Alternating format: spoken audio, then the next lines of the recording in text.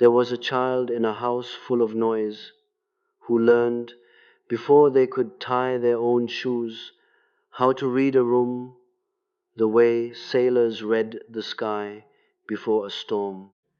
A shift in breathing, a change in the air, the particular silence that comes right before someone raises their voice. That child was not born gifted. That child was born afraid, and out of that fear they built something so beautiful that the world would one day call it a gift and give it a name, empathy, and never once ask what it cost to build. I want to tell you the truth tonight, not the comfortable truth, not the one they print on inspirational cards with a sunset in the background. The truth that sits underneath all of that in the dark, waiting for you to be brave enough to look at it directly.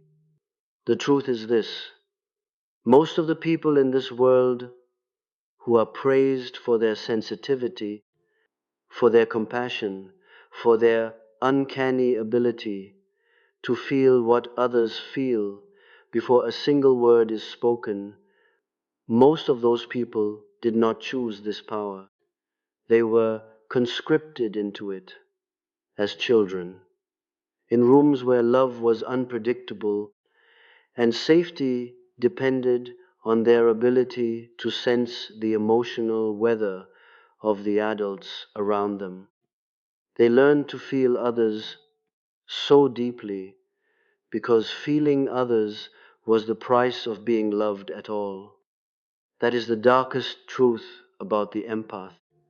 Not that they are broken, not that their gift is fake, but that their gift was forged in a fire they did not light, and most of them have spent their entire adult lives mistaking the scar for the self. Sit with that. Don't rush past it. I am not here tonight to comfort you with easy words. I am here to walk with you into a room you have been avoiding your whole life. The room where the child still stands, still watching the door, still waiting to see which version of love is going to walk through it. Let me take you back, not to my story or to anyone's story in particular, but to a story so common that if I described it well enough, some of you will feel your own chest tighten because you will recognize it as yours. A child grows up in a home where love is conditional, even if no one ever says the word conditional out loud. Maybe a parent is depressed, and the whole household organizes itself around the fragile weather of that parent's mood. Maybe there is anger in the house, sudden and unpredictable, so the child learns to become a kind of early warning system, alert to the smallest signs of danger. Maybe there is simply distraction, a parent so consumed by their own unhealed wounds that the child learns they must earn attention, must perform emotional labor, must become useful in order to be seen at all. And so the child adapts. Children always adapt.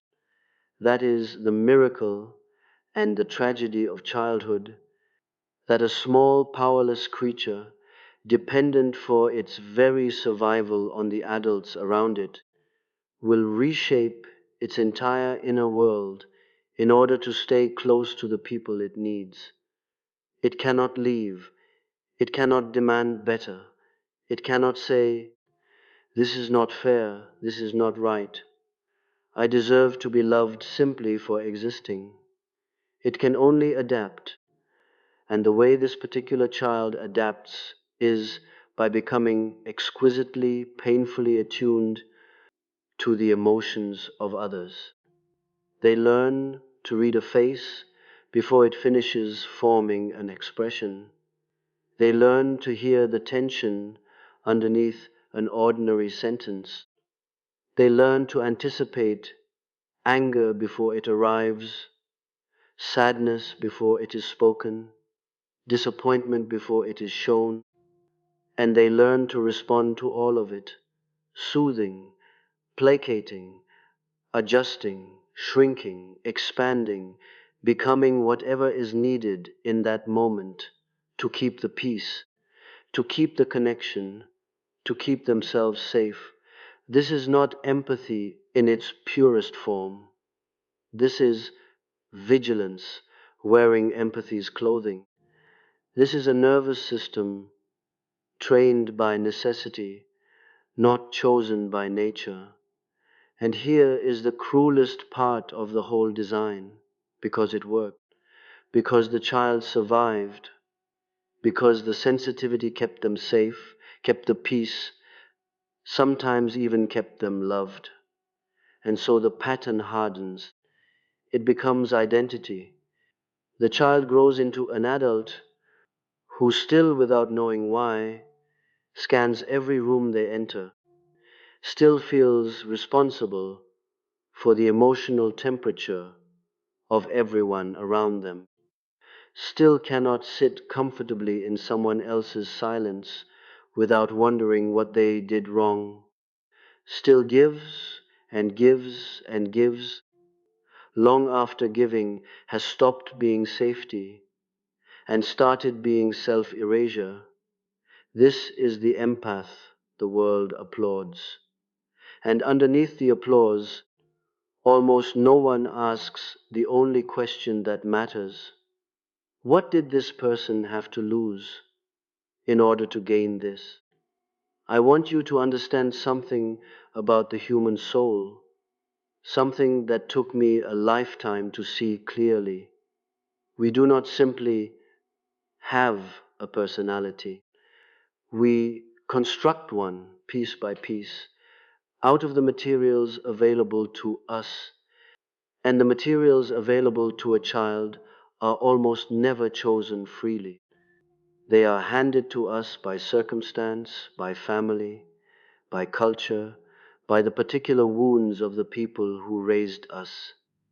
And out of those materials, the child builds a mask, not a false face, exactly a necessary face. A face that can survive the specific weather of that specific household. For the child who becomes the empath, that mask is compassion, attunement, the uncanny gift of feeling what others feel. And I want to be very clear, this is not a lie. It is not fake. The compassion is real, the sensitivity is real, the capacity to love deeply and feel deeply is entirely real. But it was built as armor before it was ever chosen as a gift. It was a shield shaped like an open hand. And here is where the darkness deepens, because a shield, no matter how beautifully made, is still a shield. It still exists to protect something. And what it protects in this case is a small, frightened, unbearably tender part of the self that never got to simply be, that never got to have a bad day without managing someone else's reaction to it, that never got to cry without first calculating whether its tears were welcome, that never got to say, I need, without first proving it deserves to need anything at all.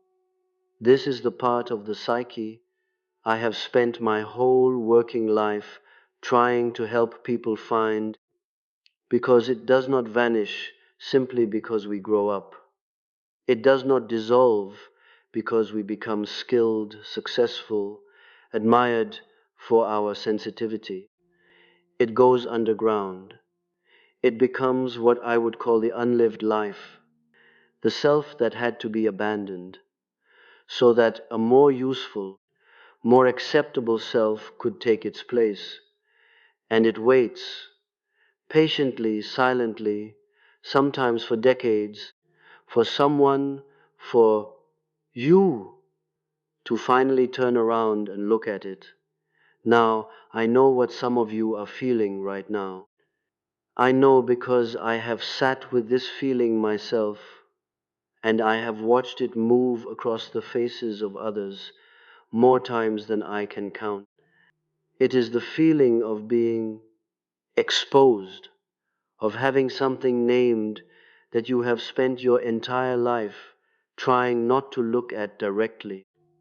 And some part of you wants to defend the story you have told yourself, that you are simply a sensitive person, a natural empath, someone who was always this way. And I want to honor that instinct because it is not wrong. You were always this way in the sense that this pattern was built so early that it feels indistinguishable from your very nature. But early is not the same as innate. A tree that grows bent because it was staked crookedly as a sapling will grow bent for its entire life.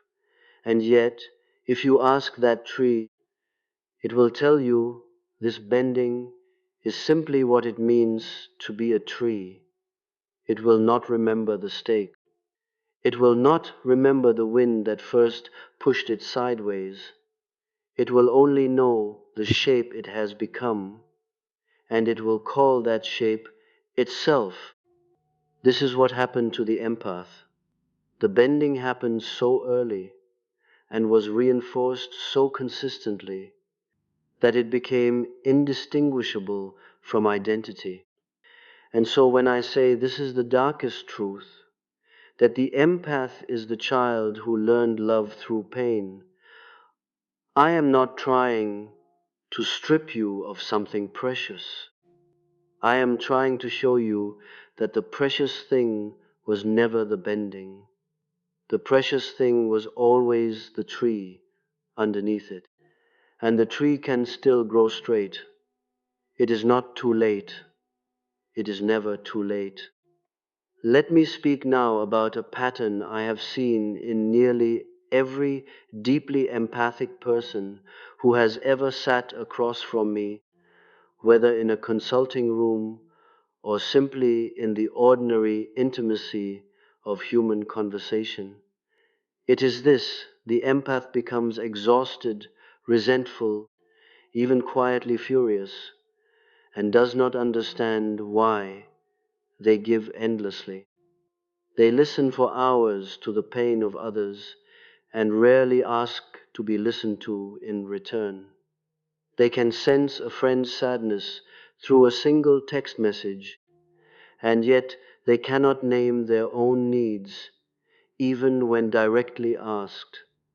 They attract people who need saving, and they save them again and again, and wonder privately why they always end up depleted, resentful, alone in their own suffering, even while surrounded by people they have helped. And here is what I want you to understand, because it is the hinge on which this entire truth turns. This exhaustion is not a flaw in your empathy.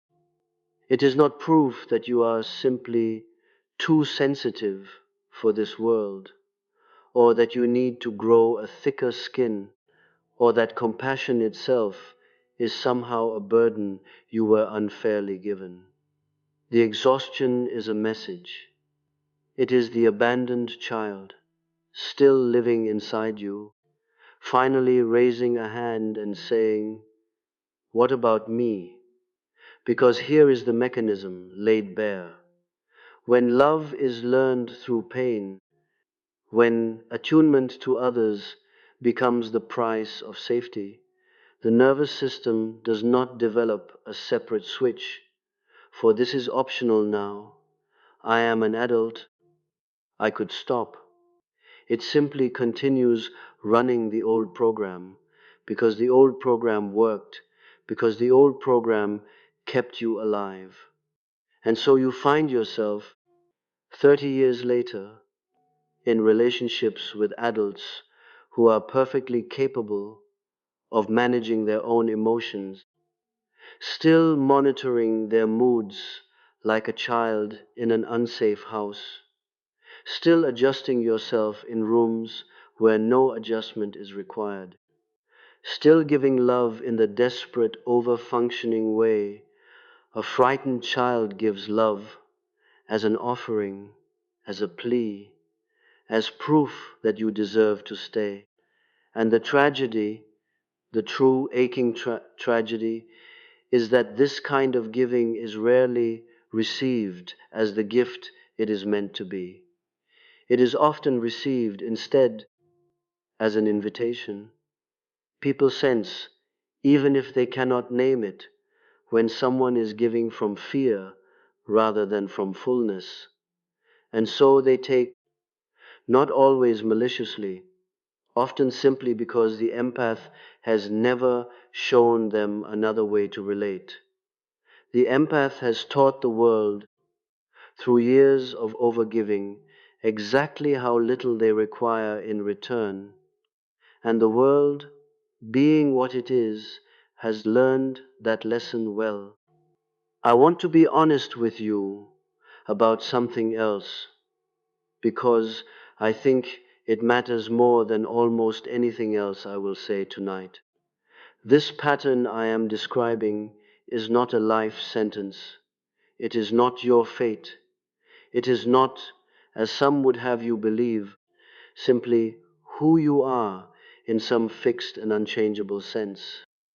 It is a structure, and structures, unlike essences, can be examined, understood, and rebuilt. But rebuilding requires something most people spend their whole lives avoiding. It requires turning around. It requires you to stop looking outward at all the people whose emotions you have learned to carry, and to look instead at the small figure standing behind you, the one who has been walking in your shadow this entire time, carrying the original wound, waiting for you to finally say, I see you. I am sorry it took so long. I am here now. This is not a metaphor for weakness. I want to say that plainly because our culture has a terrible habit of treating this kind of inner work as indulgent, as soft, as somehow lesser than the more visible forms of achievement we are taught to admire. But I have watched people accomplish extraordinary things in the outer world, build companies, raise families, achieve recognition and status, while remaining total strangers to themselves. And I have watched other people, with far less outward success, achieve something I consider infinitely rarer and infinitely more difficult. They came home to themselves. They stopped abandoning the child in order to please the room, and in doing so, they became, often for the first time in their lives, genuinely, quietly, unshakably free. So let us speak of what this turning actually requires, because I do not believe in truth without practice. I do not believe in naming a wound and then simply walking away from it as though naming were enough. Naming is only the first door.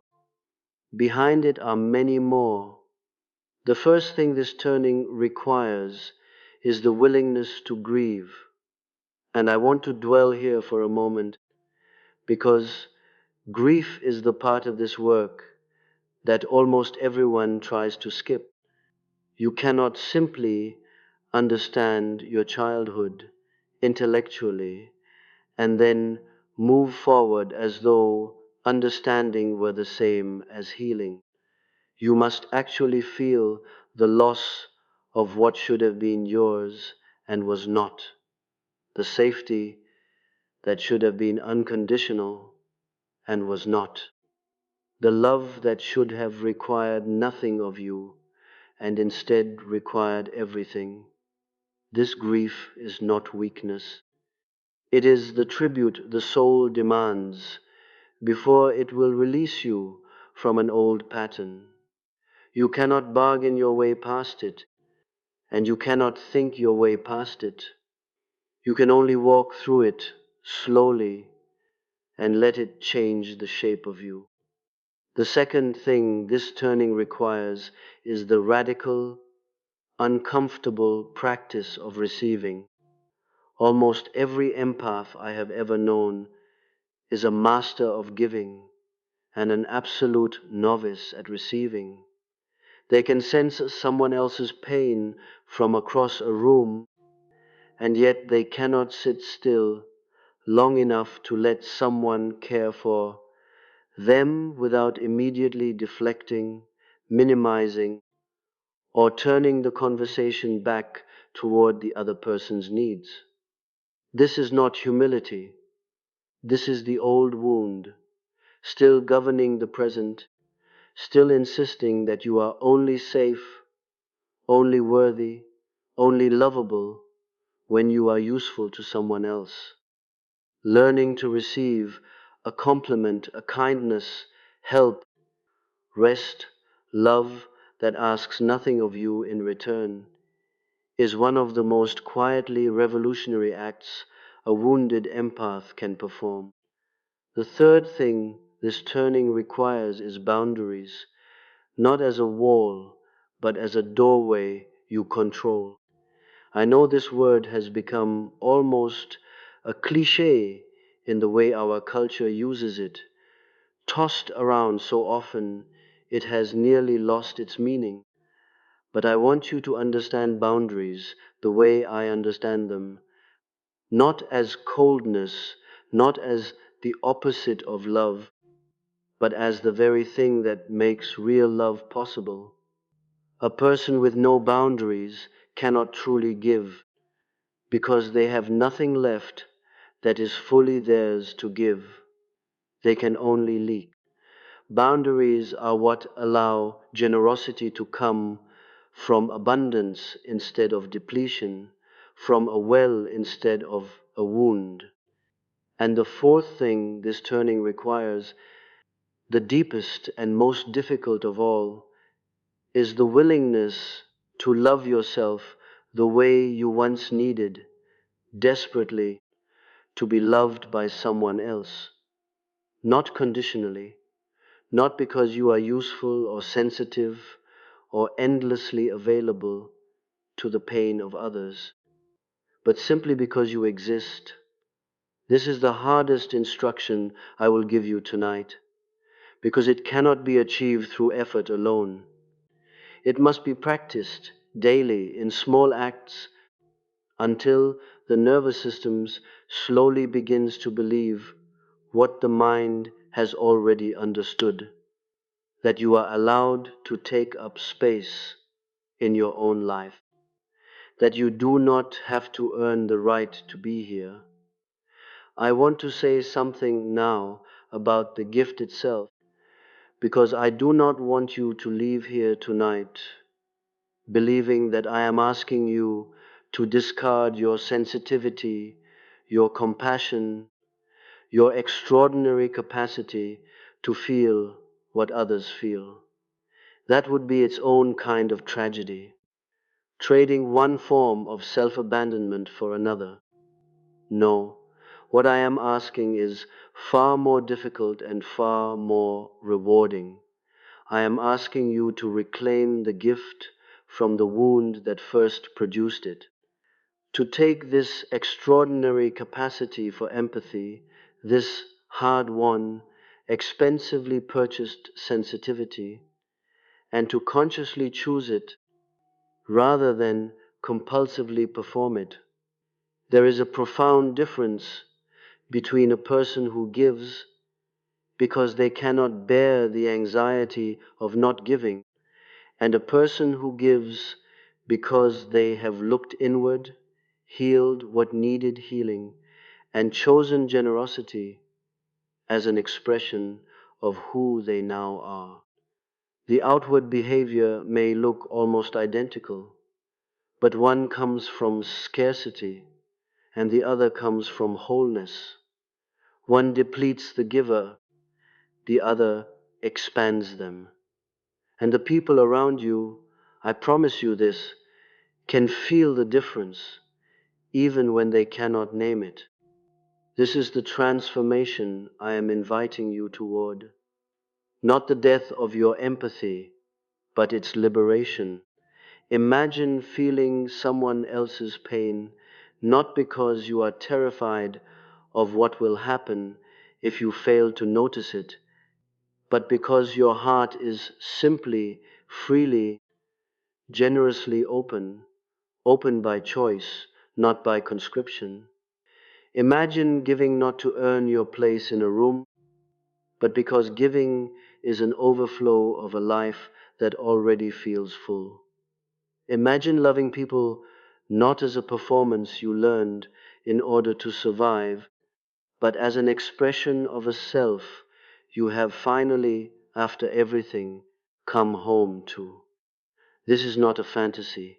I have watched people arrive here.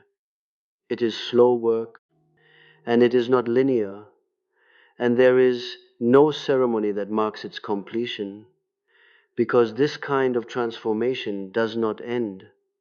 It simply deepens year after year as you keep choosing it.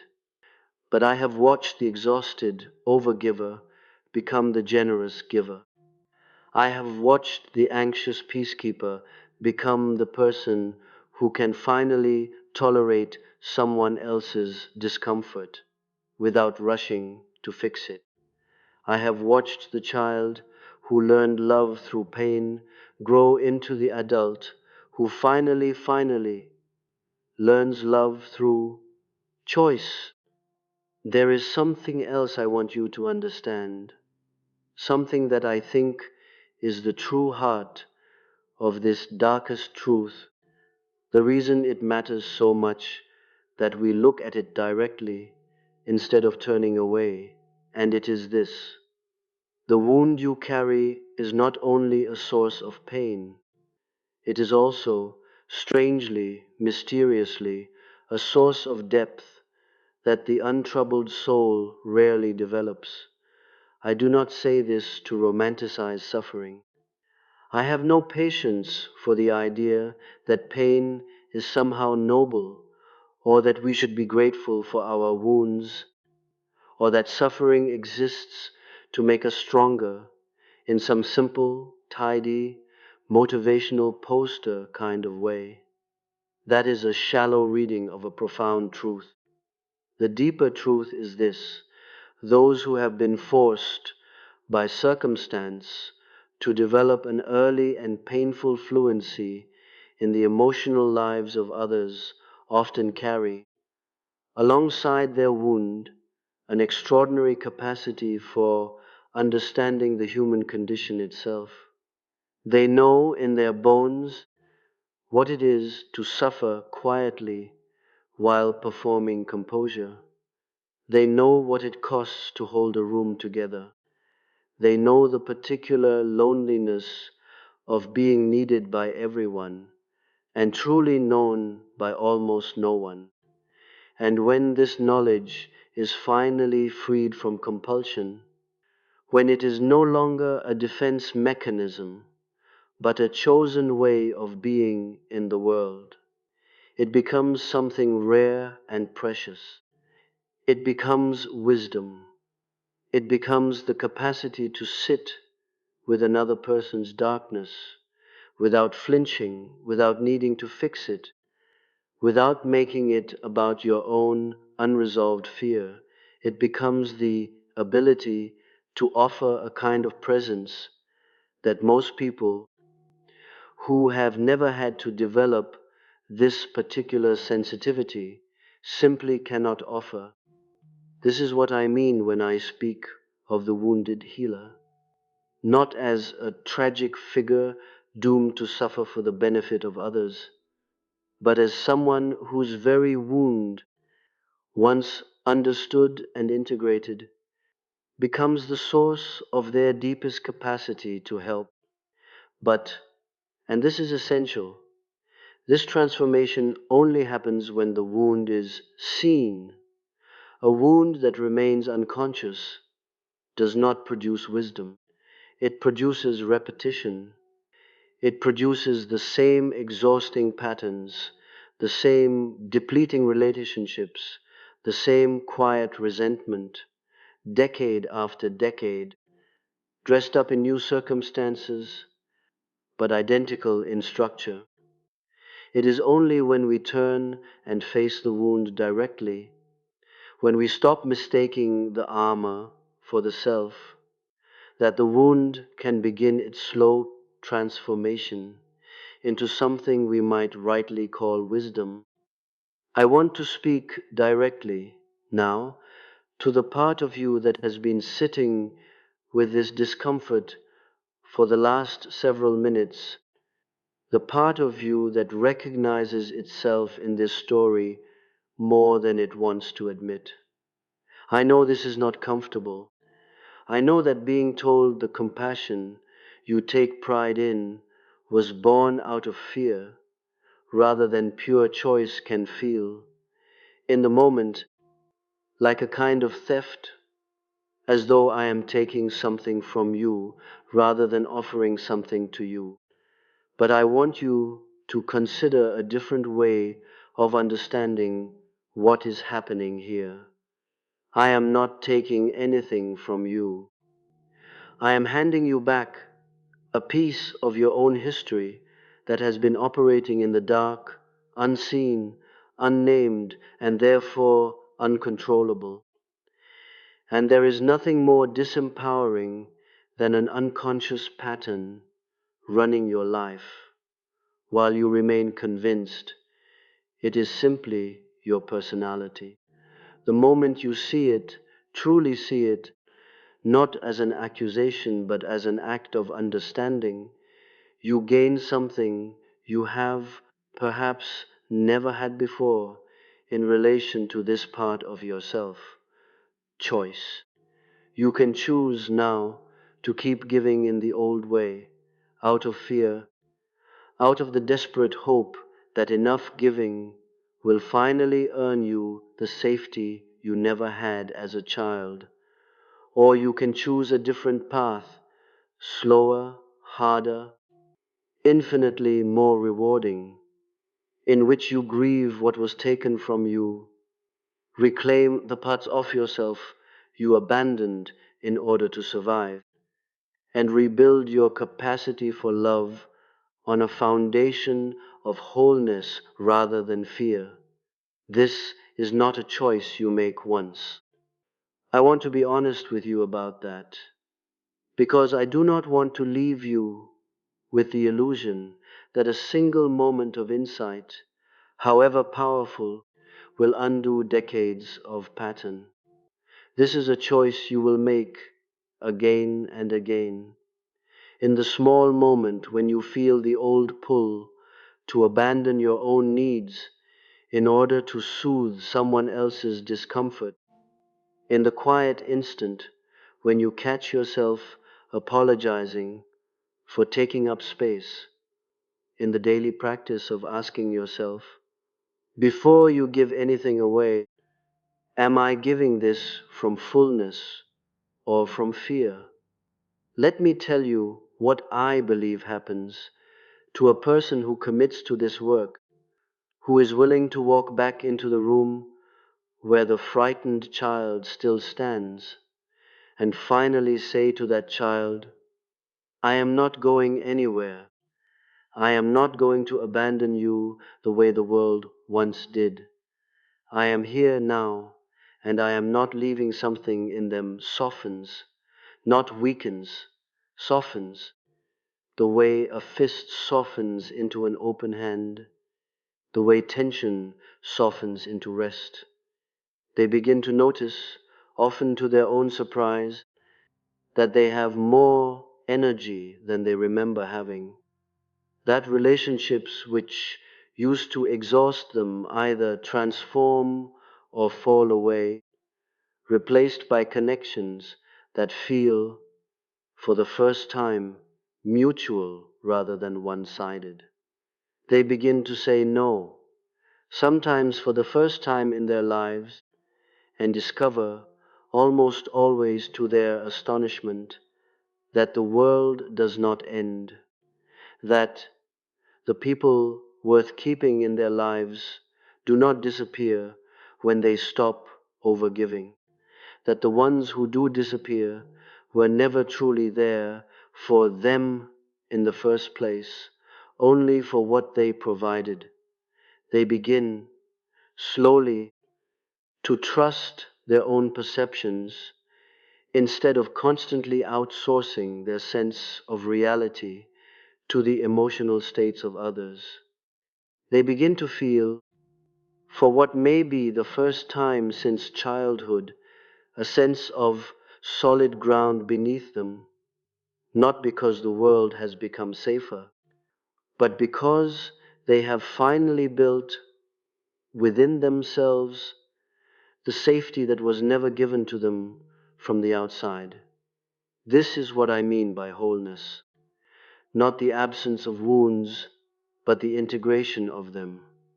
Not a life without darkness, but a life in which the darkness has finally been brought into the light, examined, understood, and folded into a larger, richer, more truthful sense of who you are.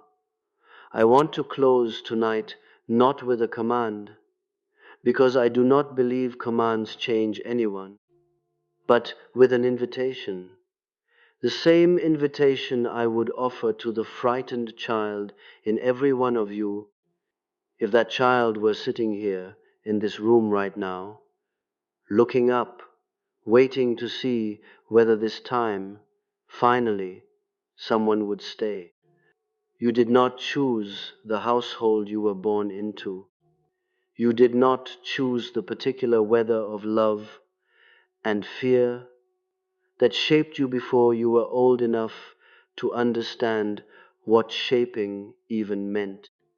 You did not choose to become the one who reads rooms, who senses pain before it is spoken, who has spent a lifetime managing the emotional lives of everyone around you, while quietly starving for the same attention yourself. None of that was your choice. It was simply what survival required. But what happens now, that is your choice.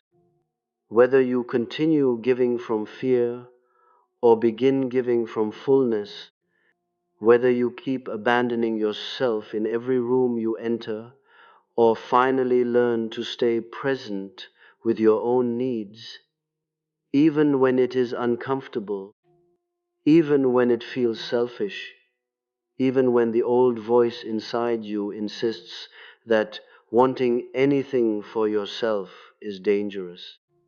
Whether you spend the rest of your life mistaking your armor for your identity, or whether you finally set the armor down long enough to discover who you are underneath it, I promise you this: the person underneath that armor is not fragile. I know it feels that way because that person has been protected for so long that they seem untested, unproven, unfamiliar. But fragility is not the same as unfamiliarity. What you will find, if you have the courage to look, is not a broken child who needs to be hidden away forever. It is a whole self waiting patiently, who has simply never been given the chance to exist without first proving its worth. Go and find that self. Not tomorrow, not someday, not after one more act of exhausting proof that you deserve to be loved, but now, today, in the small and unglamorous choices that make up an actual life. Choose rest when you want to give. Choose honesty when you want to placate. Choose your own voice when the old habit tells you to disappear into someone else's. Choose again and again to love yourself the way you once so desperately needed to be loved, not because you earned it, not because you performed it, but simply, finally, because you exist. This is not weakness. This is the beginning of the only strength that has ever truly mattered, the strength of a person who has stopped running from their own darkness and has finally, bravely turned to meet it. And on the other side of that meeting, I promise you, is not the end of your compassion. It is its beginning, real, chosen, unafraid, and entirely your own.